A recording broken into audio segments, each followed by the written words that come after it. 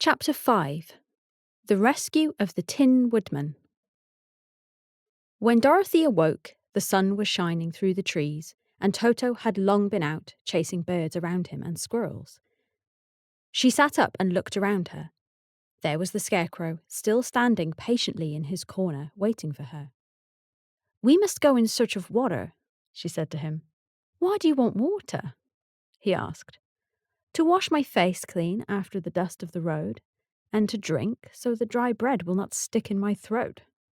"It must be inconvenient to be made of flesh," said the Scarecrow, thoughtfully, "for you must sleep and eat and drink. However, you have brains, and it's worth a lot of bother to be able to think properly." They left the cottage and walked through the trees until they found a little spring of clear water where Dorothy drank and bathed and ate her breakfast. She saw that there was not much bread left in the basket, and the girl was thankful that the Scarecrow did not have to eat anything, for there was scarcely enough for herself and Toto for the day. When she had finished her meal and was about to go back to the road of yellow brick, she was startled to hear a deep groan nearby. "What was that?" she asked timidly. "Oh, cannot imagine," replied the Scarecrow, "but we can go and see." Just then another groan reached their ears, and the sound seemed to come from behind them. They turned and walked through the forest a few steps, when Dorothy discovered something shining in the ray of sunshine that fell between the trees. She ran to the place, and then stopped short with a little cry of surprise. One of the big trees had been partly chopped through, and standing beside it, with an uplifted axe in his hands, was a man made entirely of tin. His head and arms and legs were jointed upon his body, but he stood perfectly motionless, as if he could not stir at all. Dorothy looked at him in amazement, and so did the Scarecrow, while Toto barked sharply and made a snap at the tin legs, which hurt his teeth. "Did you groan?" asked Dorothy. "Yes," answered the Tin Man, "I did. I've been groaning for more than a year, and no one has ever heard me before, or come to help me." "What can I do for you?" she inquired softly, for she was moved by the sad voice in which the man spoke. "Get an oil can, and oil my joints," he answered. "They are rusted so badly that I cannot move them at all. If I am well oiled, I shall soon be all right again. You will find an oil can on a shelf in my cottage." Dorothy at once ran back to the cottage and found the oil can, and then she returned and asked anxiously, "Where are your joints?" "Oil my neck first," replied the Tin Woodman. So she oiled it, and as it was quite badly rusted, the Scarecrow took hold of the tin head and moved it gently from side to side until it could work freely, and then the man could turn it himself. "Now, oil the joints in my arms," he said, and Dorothy oiled them, and the Scarecrow bent them carefully until they were quite free from rust and as good as new. The Tin Woodman gave a sigh of satisfaction and lowered his axe, which he leaned against the tree. "This is a great comfort," he said. "I have been holding that axe in the air ever since I rusted, and I'm glad to be able to put it down at last. Now, if you will oil the joints of my legs, I shall be all right once more." So they oiled his legs until he could move them freely, and he thanked them again and again for his release, for he seemed a very polite creature and very grateful.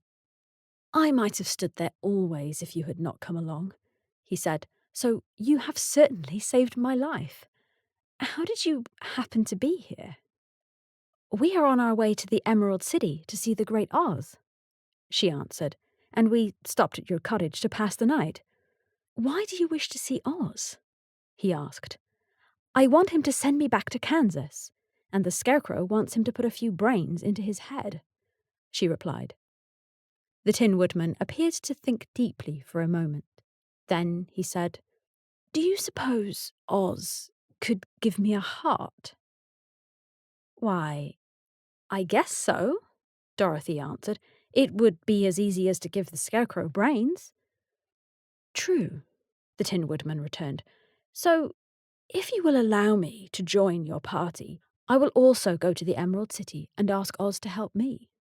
"Come along," said the Scarecrow heartily, and Dorothy added that she would be pleased to have his company. So the Tin Woodman shouldered his axe, and they all passed through the forest until they came to the road that was paved with yellow brick. The Tin Woodman had asked Dorothy to put the oil can in her basket. "For," he said, "if I should get caught in the rain and rust again, I would need that oil can badly." It was a bit of good luck to have their new comrade join the party, for soon after they had begun their journey again, they came to a place where the trees and branches grew so thick over the road that the travellers could not pass. But the Tin Woodman set to work with his axe and chopped so well that soon he cleared a passage for the entire party. Dorothy was thinking so earnestly as they walked along that she did not notice when the Scarecrow stumbled into a hole and rolled over to the side of the road. Indeed, he was obliged to call her to help him up again. "Why didn't you walk around the hole?" asked the Tin Woodman.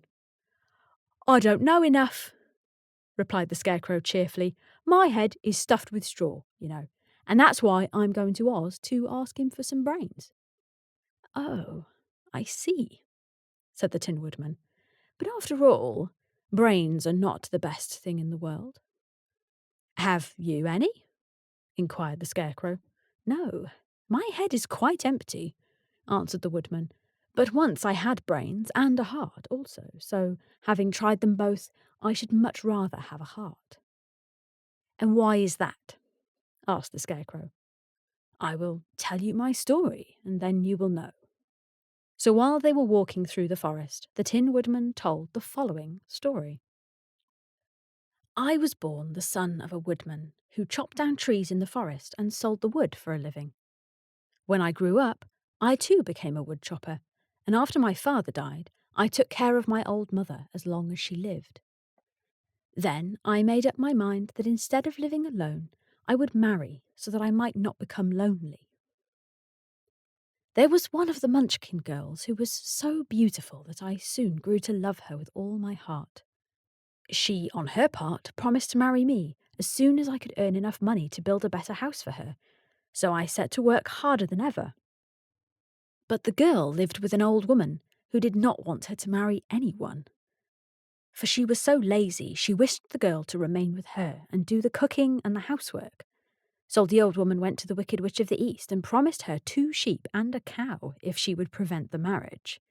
Thereupon, the Wicked Witch enchanted my axe, and when I was chopping away at my best one day, for I was anxious to get to the new house and my wife as soon as possible, my axe slipped all at once and cut off my left leg. This at first seemed a great misfortune, for I knew a one-legged man could not do very well as a wood chopper. So I went to a tinsmith and had him make me a new leg out of tin. The leg worked very well once I was used to it. But my action angered the Wicked Witch of the East, for she had promised the old woman I should not marry the pretty Munchkin girl. When I began chopping again, my axe slipped and cut off my right leg. Again I went to the tinsmith, and again he made me a leg out of tin. After this, the enchanted axe cut off my arms, one after the other, but nothing daunted, I had them replaced with tin ones. The Wicked Witch then made the axe slip and cut off my head, and at first I thought that was the end of me. But the tinsmith happened to come along, and he made me a new head out of tin. I thought I had beaten the Wicked Witch then, and I worked harder than ever, but I little knew how cruel my enemy could be. She thought of a new way to kill my love for the beautiful Munchkin maiden, and made my axe slip again, so that it cut right through my body, splitting me into 2 halves. Once more, the tinsmith came to my help and made me a body of tin, fastening my tin arms and legs and head to it by means of joints, so that I could move around as well as ever. But, alas, I had now no heart, so that I lost all my love for the Munchkin girl, and I did not care whether I married her or not. I suppose she is still living with the old woman, waiting for me to come after her. My body shone so brightly in the sun that I felt very proud of it, and it did not matter now if my axe slipped, for it could not cut me. There was only one danger, that my joints would rust. But I kept an oil can in my cottage and took care to oil myself whenever I needed it. However, there came a day when I forgot to do this, and being caught in a rainstorm before I'd thought of the danger, my joints had rusted, and I was left to stand in the woods until you came to help me. It was a terrible thing to undergo, but during the year I stood there, I had time to think that the greatest loss I had known was the loss of my heart. While I was in love, I was the happiest man on earth, but no one can love who has not a heart, and so I am resolved to ask Oz to give me one. If he does, I will go back to the Munchkin maiden and marry her.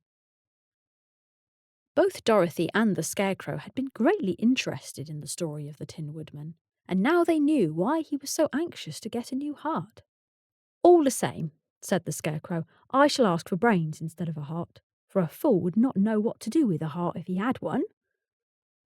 "I shall take the heart," returned the Tin Woodman, "for brains do not make one happy, and happiness is the best thing in the world."